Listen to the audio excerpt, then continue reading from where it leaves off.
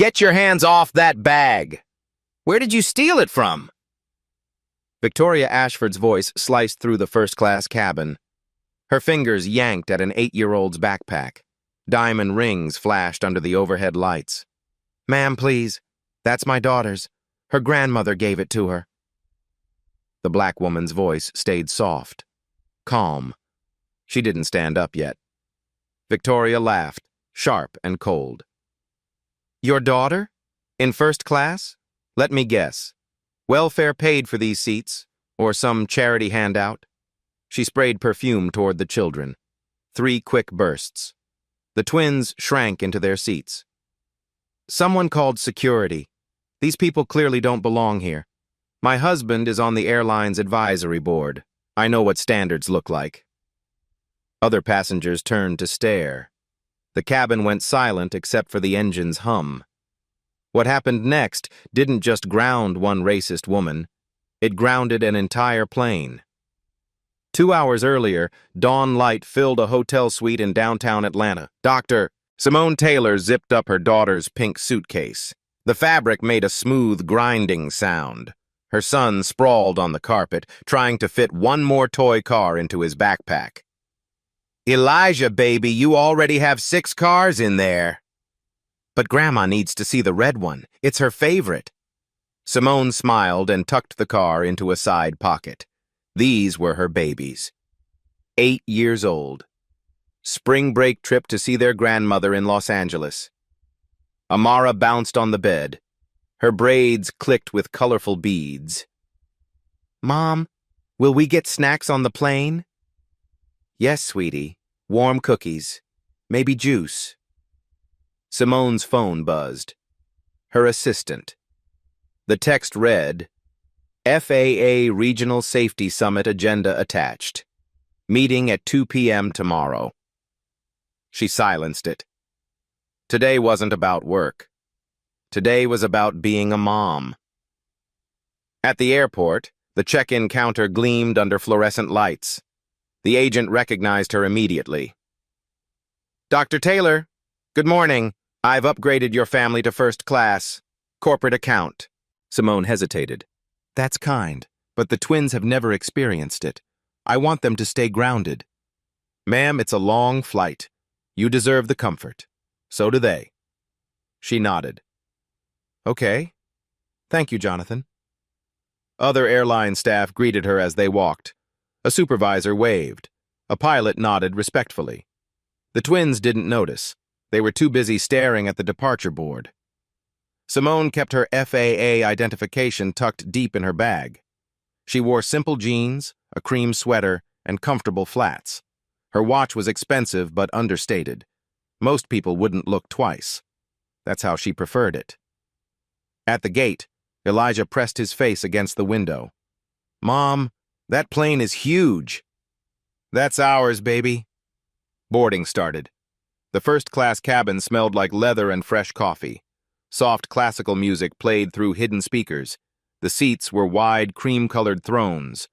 Amara gasped. "Mom, is this really ours?" "Yes, sweetie. Sit down gently. Be respectful." The twins settled into 2A and 2B. Simone took 2C across the aisle. The flight attendant, Jessica, brought warm towels. "Welcome aboard. Can I get you anything?" "We're fine, thank you." Simone pulled out her tablet. An email appeared. "Emergency flight grounding protocols. Review required." She scanned it quickly. Technical language about her authority as FAA Regional Director to halt aircraft operations. She closed it. Not today. Other passengers filed in. A businessman, an elderly couple. Then came a woman in a white designer blazer. Her heels clicked loudly. Louis Vuitton luggage, diamonds on every finger. Victoria Ashford. She talked into her phone like she wanted everyone to hear.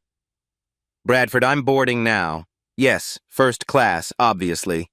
Tell Richard thank you for the advisory board appointment.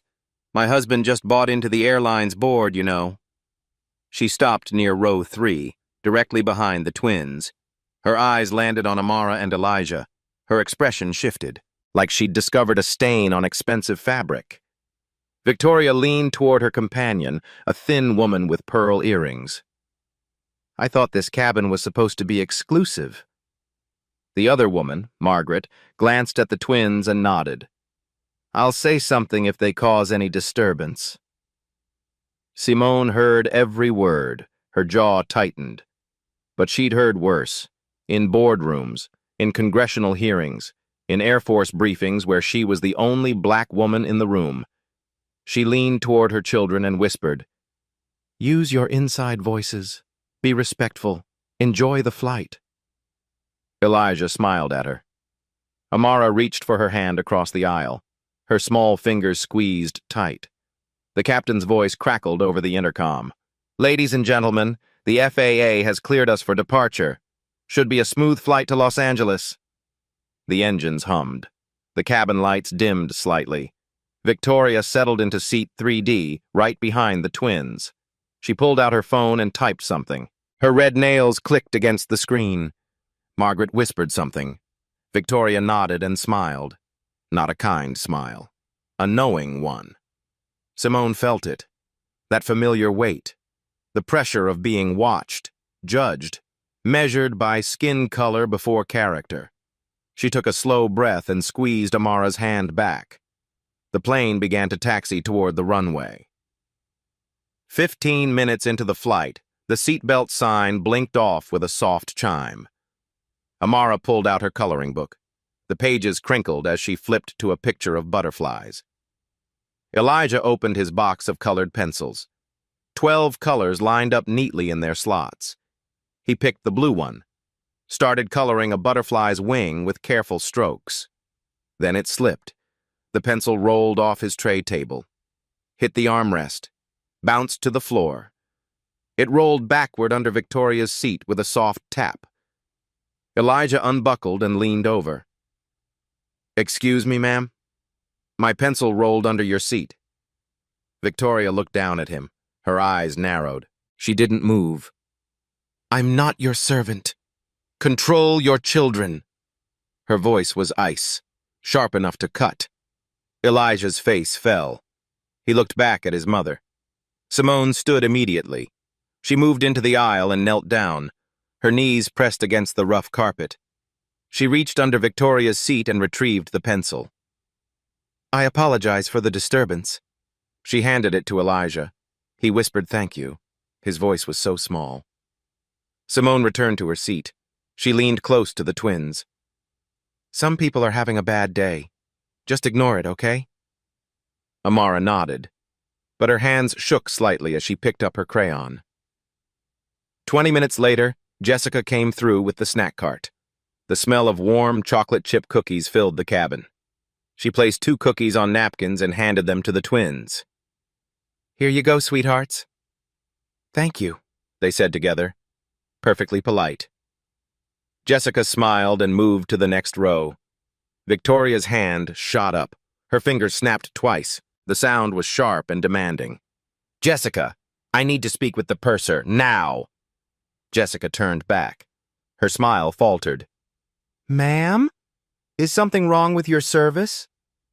There's been a seating error. These children don't belong in this cabin.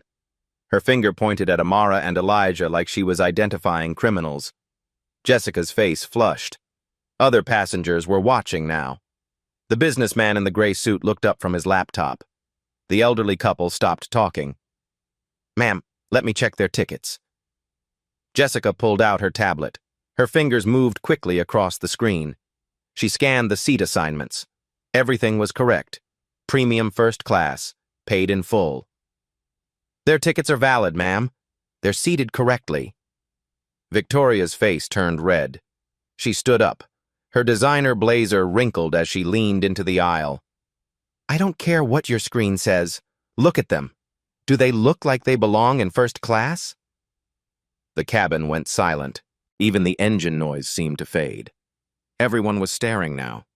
Amara started crying. Quiet tears rolled down her cheeks. Elijah put his arm around her and pulled her close. Simone's jaw locked, but her voice stayed controlled, steady. Ma'am, those are my children. They have every right to be here. Victoria whipped around. Her eyes blazed. Your children? And how exactly did you afford first-class tickets? Let me guess. Welfare? Some affirmative action program? Or maybe someone's charity case? Simone stood. She stepped into the aisle. Her body was calm, but her hands were tight fists at her sides. We purchased our tickets like everyone else. Sure you did. Victoria turned to address the entire cabin. Her voice rose like she was giving a speech. Does anyone else feel uncomfortable with this situation? Our tickets cost $3,000 each. We deserve a certain atmosphere, a certain standard. Silence. A few passengers looked away. One man near the window nodded slightly. Most just stared at their phones or their magazines. Mr. Carter, an Asian businessman in seat 5A, frowned, but he said nothing. Not yet. Victoria noticed Amara's backpack, small, designer, with the Gucci logo clearly visible. Her eyes went wide with false shock. That's a $1,200 bag. Where did you steal that from? She reached over the seat. Her fingers grabbed for the backpack strap. Amara clutched it to her chest. It's mine! Grandma gave it to me! Elijah yelled. Stop! Leave her alone! Simone moved fast. She stepped between Victoria and her children. Do not touch my children. I'm asking you one time. Victoria smirked. Her lips curled into something cruel. Or what? You'll sue me with your imaginary money? Please. Mr. Carter finally spoke. His voice was firm. Ma'am, you need to calm down. This is completely inappropriate. Victoria spun toward him, her face twisted with rage. Stay out of this. I'm protecting everyone's safety and property here. A woman in seat 4A stood up. Ms. Rodriguez. She was a teacher from San Antonio. Her voice was loud and clear. Those children haven't done anything wrong. You're the only problem I see. Victoria pulled out her phone. She tapped the screen and put it on speaker. The ringtone echoed through the cabin. A man's voice answered. Victoria? Bradford, these people are out of control on the flight. I need you to call Richard at airline headquarters. Remind him how much we donate. Remind him about your advisory board position. Bradford Ashford's voice was smooth, confident, used to getting what it wanted. Which flight, honey? 847 to L.A. There are people in first class who clearly don't belong. The staff won't do anything. I'll call Richard right now. He owes me after that board appointment. Victoria ended the call. She looked around the cabin with a victorious smile. My husband is on the airline's Platinum Advisory Board. This will be handled. I suggest you start packing your things. Jessica's face was pale. She pressed the call button for the purser. The soft chime sounded twice. A man in his 50s appeared. His uniform was crisp. His name tag read Robert. He'd been flying for 30 years. He'd seen everything. What seems to be the issue? Victoria launched into her story. She spoke fast. Her hands waved dramatically. These people are disrupting the entire cabin. The children are out of control. The mother is threatening me. I want them removed immediately. Do you know who my husband is? Robert listened. His face stayed neutral, professional. When she finished, he turned to Simone. Ma'am, is there anything you'd like to add? Simone's voice was quiet, tired. My children dropped a pencil. We've been sitting quietly. We haven't caused any problems. Robert nodded. He looked at Jessica. She nodded confirmation. He turned back to Victoria. Ma'am, I need you to return to your seat. The family has done nothing wrong. If you continue this disruption, I'll have to notify the captain. Victoria's mouth dropped open. Her face turned purple. I paid for exclusivity. I paid for a certain standard. I'm not sitting behind them. She stepped fully into the aisle, blocked the service cart. Other passengers were getting angry now. A woman trying to get to the bathroom couldn't pass. Ma'am, you're blocking the aisle. I don't care. I'm not moving until they're moved to the economy where they belong. Robert pulled out his radio. He spoke quietly, but everyone heard. Captain, we have a passenger disturbance in first class, requesting your guidance. The captain's voice came back through the speaker. Copy. Continue protocol. I'll make an announcement. Seconds later, the intercom crackled to life. Ladies and gentlemen, this is Captain Hayes. We have a passenger disturbance in the forward cabin. Please remain seated while our crew addresses the situation. Thank you for your patience. The entire plane knew now. Economy passengers were craning their necks, trying to see what was happening. Victoria stood her ground, her arms crossed, her face set in stubborn rage. Simone looked at her crying daughter, at her son's frightened eyes. She made a decision. We'll move seats. I don't want my children traumatized any further. Robert shook his head. His voice was firm. Dr. Taylor, you don't have to move anywhere. You've done absolutely nothing wrong. Victoria caught the name. Her eyebrows shot up. She laughed, mean and mocking. Doctor? Yeah, right. Doctor of what? Basket weaving? Some affirmative action doctorate? Simone's hands clenched, but she said nothing. Victoria pulled out her phone again. She aimed it at the twins, started recording video. I'm documenting this for my lawyer. Evidence of how this airline allows their standards to plummet. Let just anyone into first class. She moved closer. The phone was inches from Amara's tear-stained face. Look at this. This is what $3,000 gets you now. Children who don't even know how to behave. Multiple passengers started yelling. Put that phone away! You can't film children without permission. Someone stop her! But Victoria kept filming. She panned to Elijah, to Simone, to their tickets on the seat. Everyone will see this. Everyone will know what this airline has become.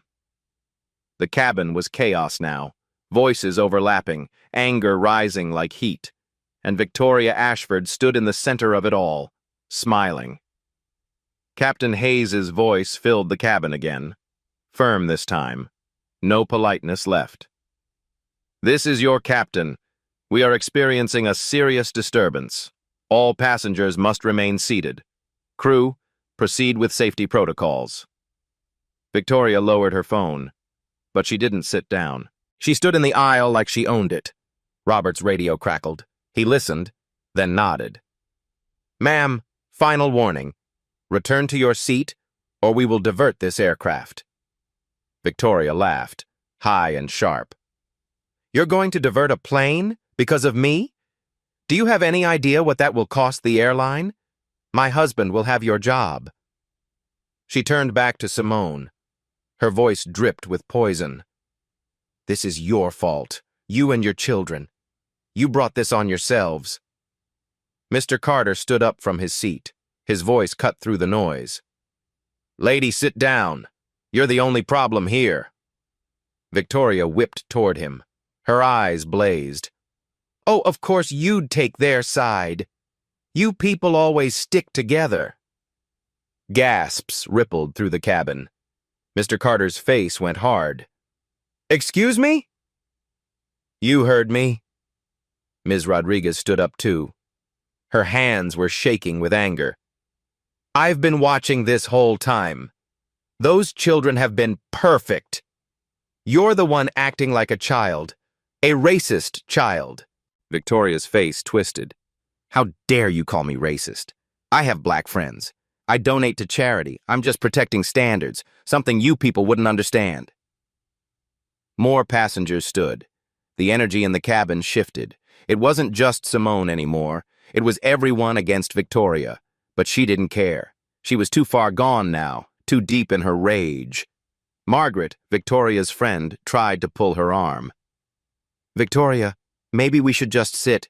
No, I'm not backing down. These people need to learn their place. Simone tried one more time. Her voice was barely a whisper. Ma'am, please. My children are scared. Just let us be. Victoria's eyes locked on her. cold and cruel. Scared. They should be scared. Coming into places they don't belong, pretending to be something they're not. She stepped closer to Simone, too close, invading her space. What are you really? Some secretary? Nurse? Let me guess. You cleaned houses and saved up for years for these tickets, and now you think you're special. Simone stood perfectly still. Every muscle in her body was tight, but her voice stayed level. I asked you nicely. Multiple times. Step back. Or what? Victoria shoved Simone's shoulder.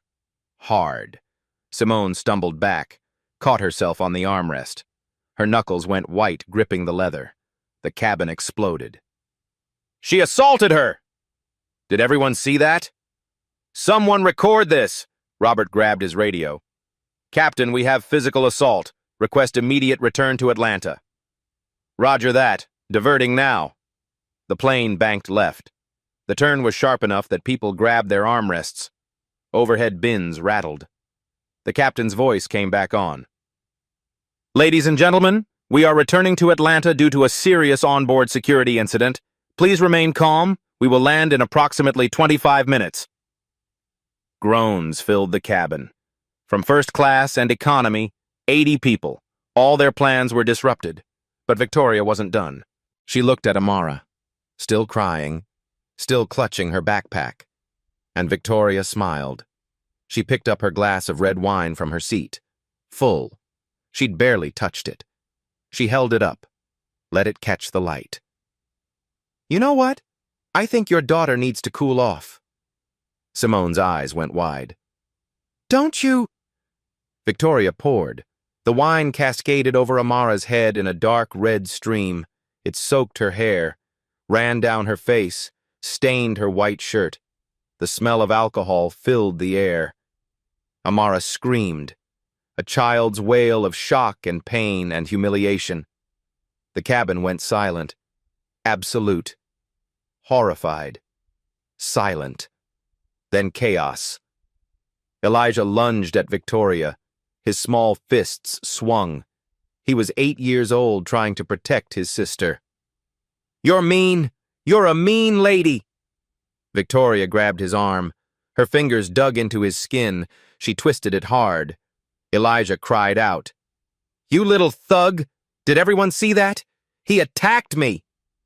She shoved him back into his seat, hard enough that his head hit the headrest. Red marks appeared on his arm where her fingers had been. Angry welts are already forming. Simone moved. Fast. She pulled Elijah away from Victoria and wrapped both arms around her children. Wine dripped from Amara's hair onto the floor. The little girl was sobbing so hard she couldn't breathe, hiccuping, shaking. Simone's hands trembled as she tried to wipe wine from her daughter's face with a napkin. But there was too much. It was everywhere. Her voice came out low. Dangerous. Each word is carefully controlled. You just assaulted my 8-year-old daughter in front of 80 witnesses on a federal aircraft. Victoria flipped her hair back. Casual, like nothing had happened. She'll be fine. I'm sure she's used to it being worse where you people come from. Passengers were on their feet now. Phones out, recording everything, voices shouting over each other. Call the police! She poured wine on a child! That's assault. Someone help that little girl. Jessica rushed over with ice wrapped in cloth. Her hands were shaking. She knelt beside Amara. Sweetie, let me help. It's okay. You're okay. But Amara couldn't stop crying. The wine stung her eyes. It was in her nose, her mouth. She was 8 years old and a stranger had poured alcohol on her. Margaret stood frozen in her seat. Her face was pale. She looked at Victoria like she was seeing her for the first time. Victoria, what have you done? Shut up, Margaret. They deserved it. Victoria pulled out her phone again, called her husband, put it on the speaker deliberately. She wanted everyone to hear. Bradford, these people have attacked me. I need you to call our lawyer, right now, and call Richard. I want this woman's name. I'm going to sue her into oblivion. I'm going to take everything she has. Bradford's voice came through, confident, entitled. Already on it. I'm calling Richard now. Nobody messes with my wife. That family's life is over. Victoria looked at Simone. Her smile was pure cruelty. You have no idea who you're dealing with. My husband owns half of Atlanta. Your little flight is over. But so is your pathetic life. We will destroy you. She turned to the cabin, playing to an audience. I'm pressing charges against this woman and her delinquent children. Assault, threatening behavior, theft of the bag. I'll make sure those children end up in foster care where someone can teach them their place. Robert was on his radio. His voice was clipped, professional. But his face showed his disgust. Ground security, we need police to meet the aircraft. Child assault confirmed. Multiple witnesses. Aggressor refusing to comply. The plane started descending.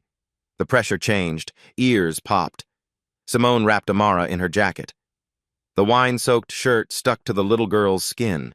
She smelled like alcohol, like a bar. She was 8 years old. Simone tried to clean Elijah's arm. The red marks were turning purple, bruises forming in the shape of adult fingers. Her daughter was sobbing. Her son was shaking. And Victoria Ashford was still standing in the aisle, still smiling. Simone looked up, met Victoria's eyes directly. Her voice was quiet, barely audible over the engine noise. But every word was steel. Ma'am, you are absolutely right about one thing. Victoria raised an eyebrow. What's that? You have no idea who you're dealing with. Victoria laughed, threw her head back. Oh, are you going to threaten me now? Go ahead. More evidence for my lawyer. Simone didn't respond. She pulled out her phone, started taking photographs. Victoria with a wine glass still in her hand. Amara's wine-soaked face and shirt, Elijah's bruised arm, Margaret's horrified expression. She photographed Victoria's luggage tag in the overhead bin, got her full name, her address. How dare you photograph me without permission? That's illegal! Simone's voice was ice. Same law that applied when you filmed my children without permission. Federal aircraft. Everything's legal evidence now. She took one more photo. Victoria's face, red with rage, twisted with hate. Then Simone sat down, pulled her children close, wrapped them in her arms. The plane descended through clouds. Atlanta appeared below. The runway stretched out like a gray ribbon. Victoria was still standing, still yelling, still demanding apologies, still threatening lawsuits. But something had shifted in the cabin. The other passengers weren't looking at Simone's family anymore. They were looking at Victoria. And their faces showed exactly what they thought of her. The wheels touched down with a screech of rubber on concrete. 25 minutes early, because of her. The plane stopped on the tarmac, not at the gate, isolated. Red and blue lights flashed outside the windows. The cabin door opened with a hydraulic hiss. 2 airport police officers climbed the stairs. Officer Williams, a black woman in her 30s. Officer Park, an Asian man in his 40s. Victoria rushed toward them. Her heels clicked. Officers, thank God. That woman and her children terrorized the first class. I want them arrested. Now. She shoved her phone at Officer Williams. Video evidence. The boy attacked me. I filmed everything. Officer Williams watched the video. Her face stayed neutral. Victoria kept talking. I'm the victim. She threatened me. Her children are violent. I want full charges. Assault, theft, everything. Officer Park pulled out a notebook. Ma'am, we need statements from everyone. Step back. Step back. I was attacked. Do you know who my husband is? Robert approached the officers quietly, showed them his tablet, the passenger manifest. Officer Williams' eyes widened. She looked at Simone. Her posture changed. Formal, respectful. Dr. Taylor? Dr. Simone Taylor? Simone nodded quietly. Yes, officer. Victoria's face twisted. What does it matter what fake degree she has? Officer Park's voice cut sharp. Ma'am, do you know who this woman is? Somebody with stolen tickets. Officer Williams turned to the entire cabin. Her voice rang out. Passengers, Dr. Simone Taylor is the Federal Aviation Administration's Regional Director for the Southeastern United States. Complete silence. She oversees airline safety, operations, and security for 6 states, including Georgia. Victoria's face was drained of color. Dr. Taylor is a former U.S. Air Force pilot, 15-year service, aerospace engineer from MIT. Last year, she received the Presidential Safety Award. Phones came out. Passengers Googled frantically. Mr. Carter gasped. She testified before Congress. Look. He held up his phone. Photos of Simone at congressional hearings, in an Air Force uniform by a fighter jet, shaking hands with the president. Ms. Rodriguez found more. Aviation Weekly. She's featured dozens of times. Margaret tried to leave. Officer Park blocked her. Nobody leaves until we finish. Captain Hayes emerged from the cockpit, 4 stripes on his shoulders. He walked to Simone and saluted. Sharp. Military. Dr. Taylor, I apologize profoundly. Had I known... You followed protocol, Captain. Thank you. Victoria's mouth opened. No sound came. Robert showed his tablet around. News articles, awards, White House ceremonies. Victoria finally spoke. Her voice was tiny. That's impossible. She can't be... Simone stood, still holding wine-soaked Amara. Elijah pressed to her side. She looked at Captain Hayes. Her voice changed, commanding. Captain, I need you to keep this aircraft on the ground. Yes, ma'am, we're all ready. Not just in Atlanta. I'm issuing a Level 3 safety hold, effective immediately. Gasps filled the cabin. Victoria choked. You can't... Simone's eyes locked on her. Ice cold. Under Title 49 U.S.C., Section 46504. When an assault occurs on a federal aircraft involving minors, the regional director has authority to ground that aircraft pending security review. Captain Hayes straightened. Understood. Duration? Until I interview every passenger, review all security footage, and personally determine this cabin is safe for children. She paused. All 80 passengers will deplane. New arrangements will be made. This aircraft doesn't move until I authorize it. The captain nodded, picked up the intercom. Ladies and gentlemen, by order of the FAA Regional Director, this aircraft is officially grounded. You will deplane and be reaccommodated. This is not optional. The cabin exploded. What? My connecting flight. I have a meeting. My daughter's recital. But their anger turned toward Victoria. Mr. Carter stood. His voice shook with rage. She did this. That racist woman made us all miss connections. Ms. Rodriguez was crying. My daughter's dance recital. Because of her. An economy passenger shouted from behind the curtain. Job interview in 2 hours. Mother's surgery? Wedding rehearsal. Victoria backed against her seat, face white, hands trembling. I didn't mean. This isn't my fault. She's overreacting. Simone's voice cut through like a blade. You assaulted my 8-year-old daughter with wine. You grabbed my son hard enough to bruise him. You used racial slurs. You created an unsafe environment. On a federal aircraft. My jurisdiction. Victoria's voice cracked. My husband. The advisory board. Simone tilted her head slightly. I chair the committee that appointed him. Past tense. I'm recommending his immediate removal. Conflict of interest. Ethical failure. Passengers passed phones around. More articles. More photos. Simone in cockpits. At international conferences. Receiving awards. The evidence was everywhere. Victoria's legs gave out. She collapsed into her seat. Margaret whispered, "Victoria, what have you done?" Simone turned to Officer Williams. Her voice was quiet but absolute. "Ma'am, in 15 years with the FAA, I've grounded 47 aircraft. Mechanical failures, security threats, safety violations." She looked directly at Victoria. "This is my first time grounding a plane because of pure human cruelty." Victoria tried to speak. Simone held up one hand. "You didn't just attack my children. You attacked the idea that black families belong anywhere. You're going to learn that racism has a cost, and that cost is about to become very expensive." She turned to the officers. "She's all yours." To Captain Hayes, "I need all cabin security footage sent to my office within the hour." "Yes, ma'am.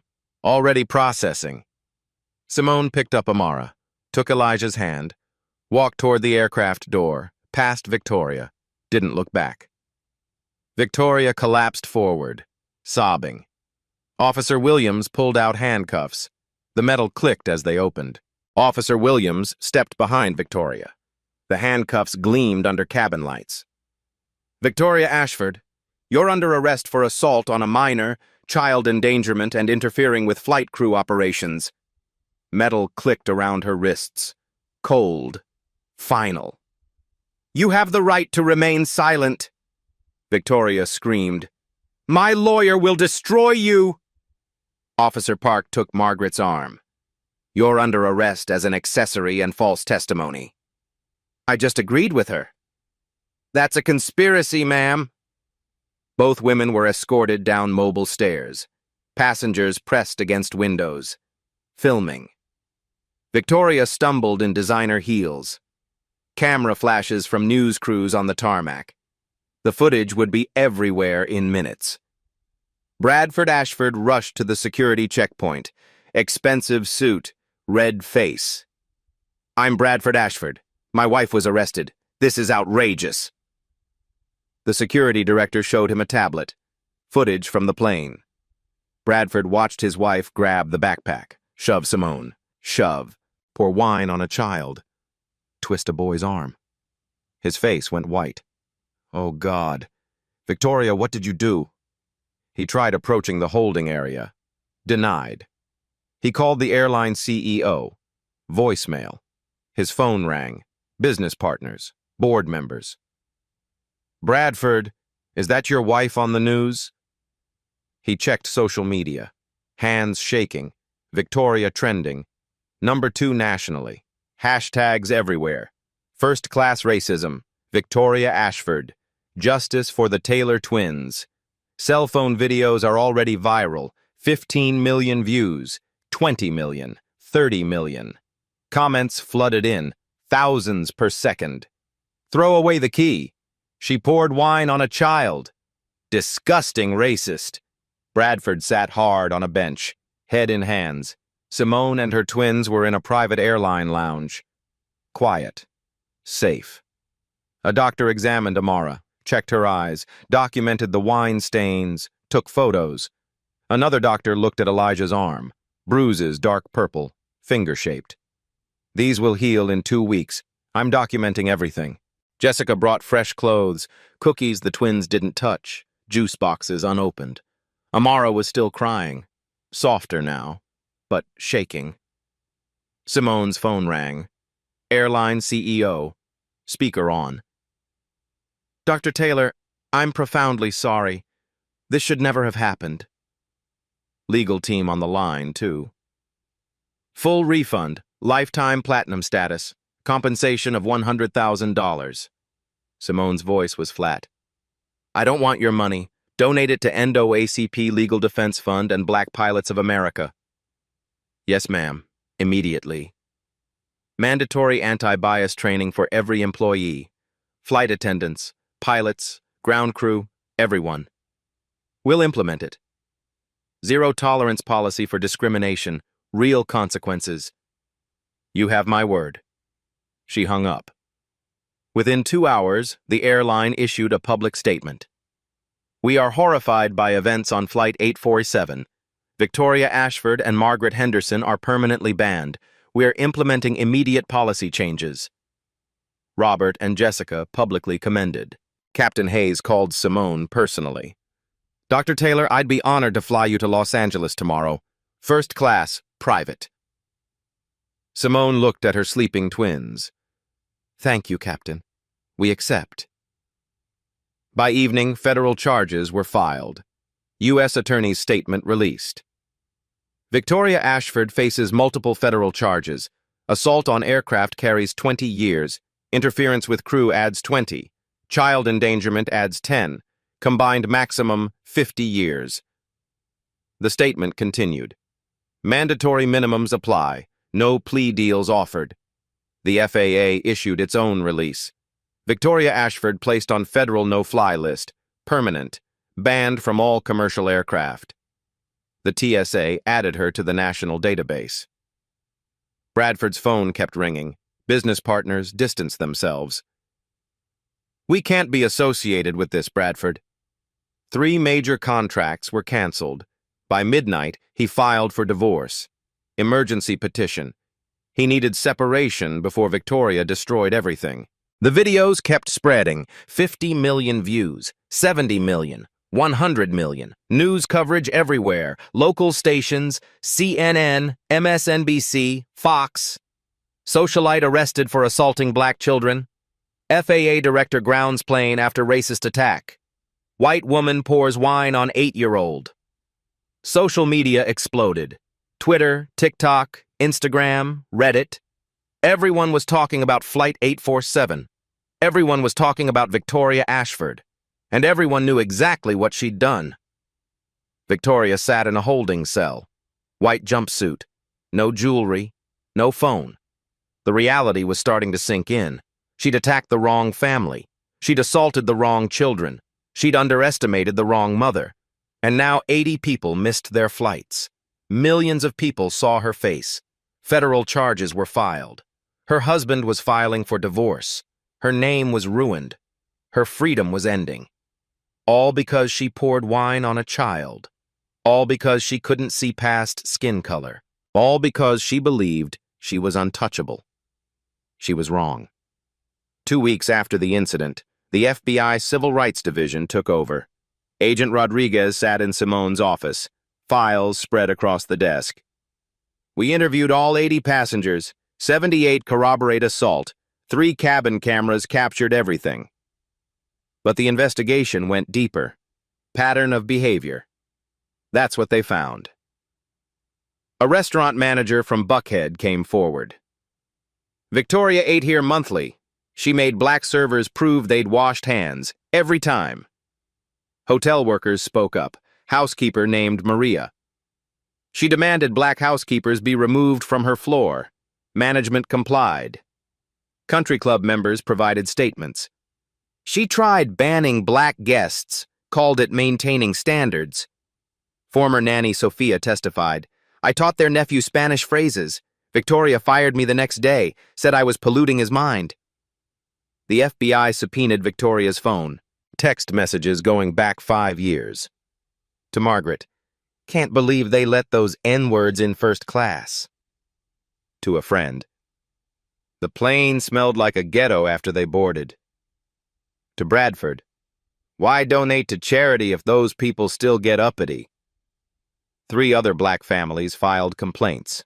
Similar incidents on previous flights. Mrs. Johnson testified.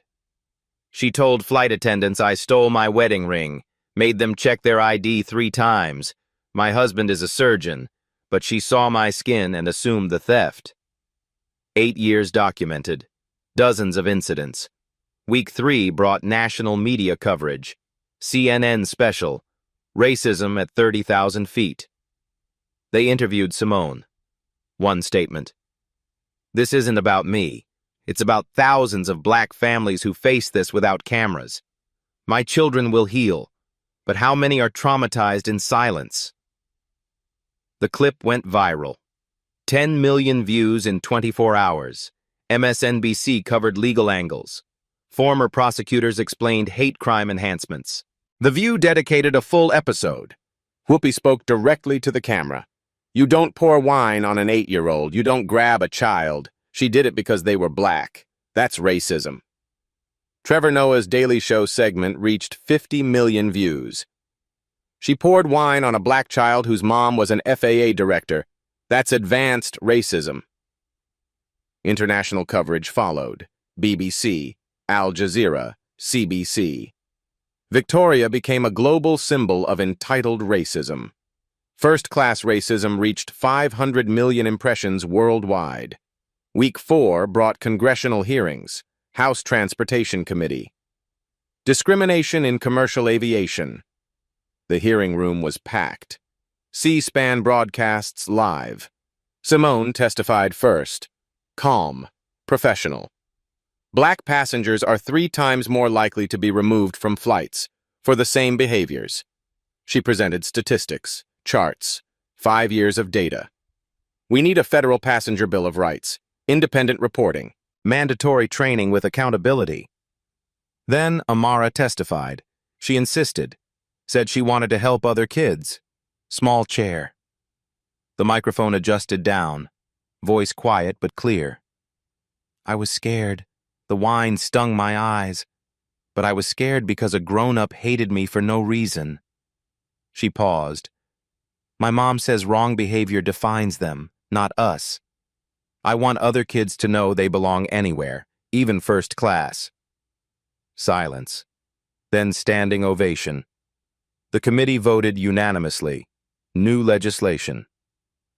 The Taylor Act, Passenger Civil Rights Protection Act.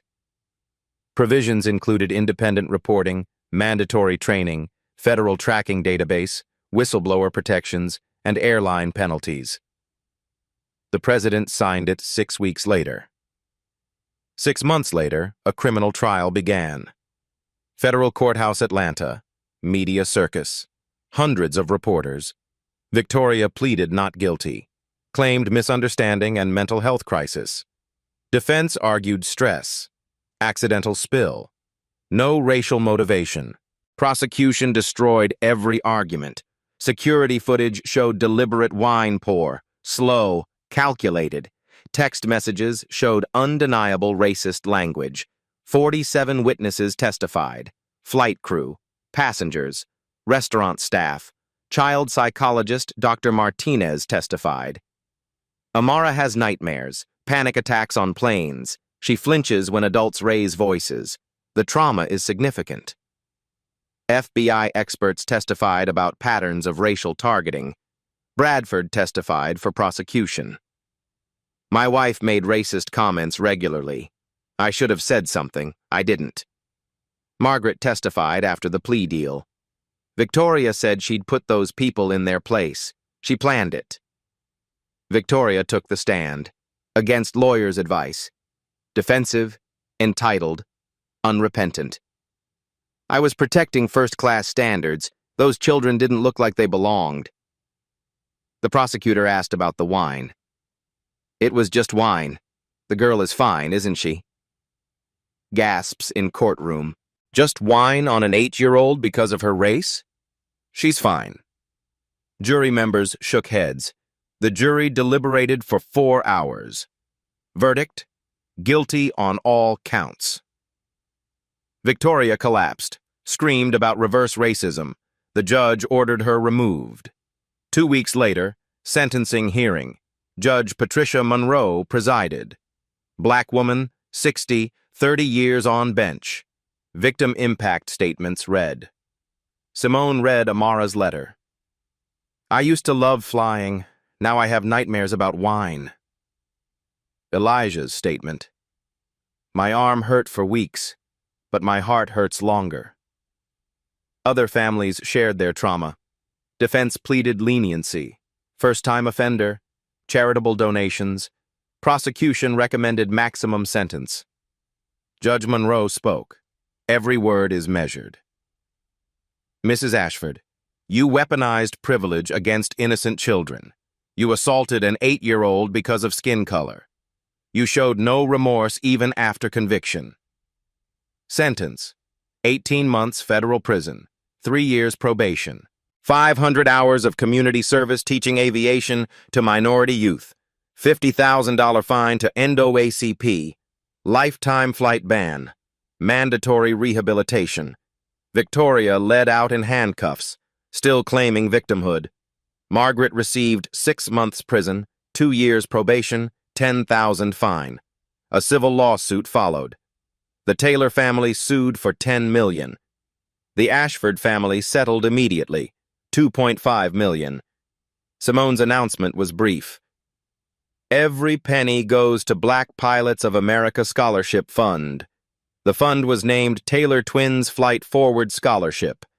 10 students annually, full ride for aviation careers. Bradford lost 60% of contracts, sold 3 companies, resigned from all boards, divorce finalized. He issued a public apology, too late for reputation. The country club lost 40% membership, faced a separate lawsuit from the NAACP. Victoria's enabling friends faced social exile. Airlines implemented changes. FAA statistics showed results within 6 months. Discrimination reports UP 300%. Because awareness increased. Reporting increased. But actual incidents down 45%. Training worked. Enforcement worked. 12 major airlines adopted zero-tolerance policies. 50,000 airline staff completed bias training. Victoria's case became standard training material. Every flight attendant watched the footage, learned what not to tolerate. Robert was promoted to Chief Diversity Officer. Jessica became a national trainer for discrimination response. The system was changing. Slowly, but changing. Justice was served. But Simone knew the work wasn't finished. One conviction didn't end racism. It never did. 6 months after sentencing, spring sunshine filled the National Aviation Museum in Washington, D.C. 200 young students gathered, majority black and brown, ages 8 to 18. Their faces glowed with excitement. Simone stood at the podium, Amara and Elijah beside her in miniature pilot uniforms, navy blue with gold wings pinned to their chests. The banner behind them read, Taylor Twins Flight Forward Scholarship Launch. Simone's voice carried across the room, warm, strong. 6 months ago, my children learned a painful lesson at 30,000 feet. Today, they're teaching a powerful one at ground level. Dreams don't discriminate. Racism does. And we're here to destroy that barrier. Applause filled the space. She continued. This scholarship provides full rides for 10 students annually, pilot training, aerospace engineering, air traffic control, whatever aviation career you dream of. Amara stepped to the microphone. No fear now. Confident. That lady tried to make us small, but Mom showed us we're already big enough to change the world. More applause. Some parents wiped tears. Elijah spoke next. Ms. Bessie Coleman didn't let racism stop her from flying. Neither will we. Neither should you. The first scholarship recipients were announced. 10 students. 10 futures unlocked. They toured the museum afterward, Amara and Elijah pointing out exhibits. Black aviation pioneers, Tuskegee Airmen, Bessie Coleman, modern astronauts. One girl, 12 years old, stopped at a fighter jet display. I want to fly that someday. Amara smiled. You will. Meanwhile, federal women's prison in North Carolina held a different reality. Victoria sat in a classroom. Prison uniform, no jewelry, no makeup, hair pulled back plain. She taught GED classes, court-mandated community service equivalent. 20 inmates watched her. Most were black and Latina. One woman raised her hand, direct, unafraid. You're that wine lady, from the plane. Victoria's face flushed. Yes. Why'd you do it? For real? Long silence.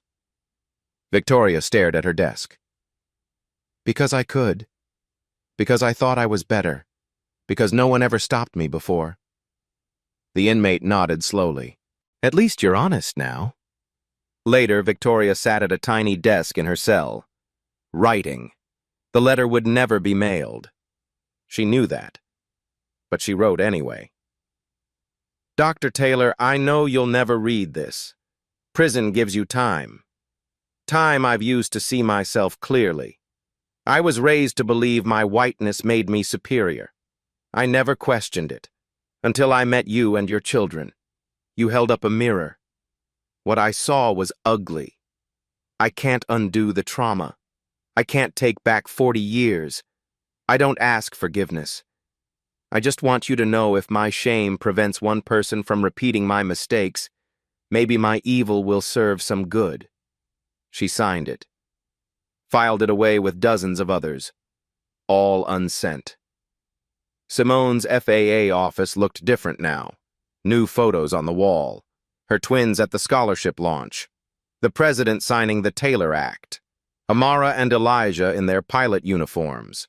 An email arrived. Subject, Victoria Ashford parole hearing, denied. Reason, behavioral issues, lack of genuine remorse. Simone closed the laptop, felt nothing. Her assistant knocked. Dr. Taylor, Victoria Ashford sent another letter.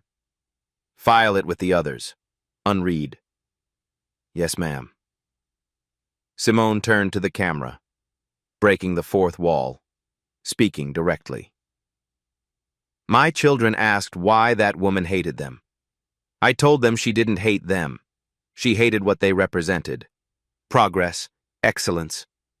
The end of a world where she could feel superior without earning it. She stood, walked to the window, planes taking off in the distance. I didn't defeat racism that day. Racism is still here. On planes, in schools, in boardrooms. What I did was refuse to let it have the last word. She turned back. Victoria is serving time. But millions of Victorias walk free. People who clutch purses when black men approach, who ask where you're really from, who demand managers when black professionals assert authority. Her voice strengthened. I had power that day. Most black parents don't. They can't ground planes or call press conferences. They suffer in silence, comfort crying children in bathrooms, teach their kids to be twice as good just to be seen as equal. She paused. Let it sink in. So this story isn't about me. It's about every black family who deserves to exist without justifying their existence. Final message, direct to camera. Whether you're a CEO or cashier, doctor or dishwasher, your dignity is non-negotiable. Stand up, speak the truth, document everything. The arc of the moral universe doesn't bend on its own. We bend it, together. The screen showed split images. Left side, Amara and Elijah boarding a plane, heads high, smiling, confident. Right side, Victoria in her prison cell, looking at her reflection in a small metal mirror, haunted. Both images faded to black. White text appeared on black screen. Based on real patterns of discrimination, names and details changed. But racism, that's real. The choice to stop it, that's yours. Stand up. Speak up. The sky's the limit for everyone. Now the call to action begins. If you believe every child deserves respect regardless of skin color, hit that share button right now. Send this to someone who needs to see it. If you've witnessed discrimination and stayed silent, drop a comment below. Tell us what you'll do differently next time. Let's learn together. If this story moved you, if it made you think, if it made you angry at injustice, smash that like button. Show the algorithm that these stories matter. And if you want more stories about justice, about standing up to racism, about everyday heroes who refuse to back down, subscribe to this channel. Hit that notification bell so you never miss when we post. Here's what I really want to know from you. Would Victoria have stopped if there were no cameras? No authority figure watching? No consequences waiting? Do you honestly think she's changed in that prison cell? Or is she just sorry she got caught? But most importantly, and be honest with yourself here, If you saw this exact scene tomorrow on your flight, a white passenger pouring wine on a black child, would you be passenger number 81 who speaks up? Or would you look down at your phone? Mind your business. Tell yourself it's not your problem, that someone else will handle it? Answer honestly in the comments, because that answer, your answer, decides what world our children inherit. Victoria had 80 witnesses on that plane. Only 12 spoke up immediately to defend those children. 68 people stayed silent. Which number will you be? Drop your answer in the comments. Share this video. Subscribe for more stories of justice. And remember, Amara's voice echoed through that museum. Mom, when I grow up, I want to fly planes so every kid knows they belong in the sky. The sky's the limit, but only if we lift each other up, only if we speak up, only if we refuse to be silent witnesses. The choice is yours.